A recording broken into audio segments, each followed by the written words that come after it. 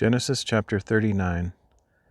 Meanwhile, Joseph had been taken down to Egypt, where an Egyptian named Potiphar, an officer of Pharaoh and captain of the guard, bought him from the Ishmaelites who had taken him there.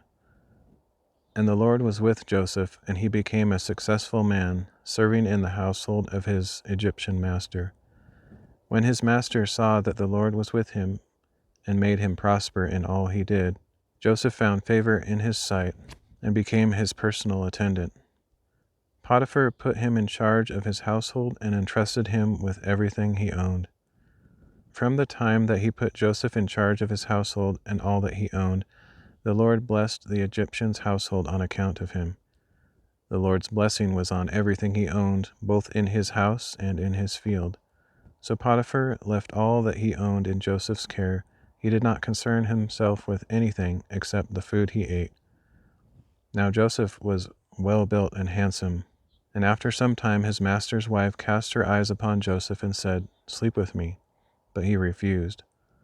"Look," he said to his master's wife, "with me here my master does not concern himself with anything in his house, and he has entrusted everything he owns to my care. No one in this house is greater than I am. He has withheld nothing from me except you, because you are his wife. So how could I do such a great evil and sin against God?" Although Potiphar's wife spoke to Joseph day after day, he refused to go to bed with her or even be near her. One day, however, Joseph went into the house to attend his work, and not a single household servant was inside. She grabbed Joseph by his cloak and said, "Sleep with me," but leaving his cloak in her hand, he escaped and ran outside.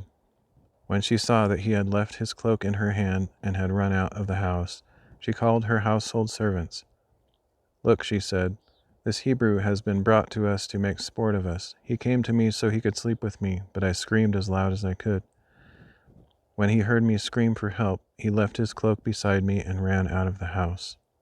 So Potiphar's wife kept Joseph's cloak beside her until his master came home. Then she told him the same story. "The Hebrew slave you brought us came to me to make sport of me, but when I screamed for help, he left his cloak beside me and ran out of the house." When his master heard the story his wife told him, saying, "This is what your slave did to me," he burned with anger. So Joseph's master took him and had him thrown into the prison where the king's prisoners were confined. While Joseph was there in the prison, the Lord was with him and extended kindness to him, granting him favor in the eyes of the prison warden. And the warden put all the prisoners under Joseph's care, so that he was responsible for all that was done in the prison. The warden did not concern himself with anything under Joseph's care, because the Lord was with Joseph and gave him success in whatever he did.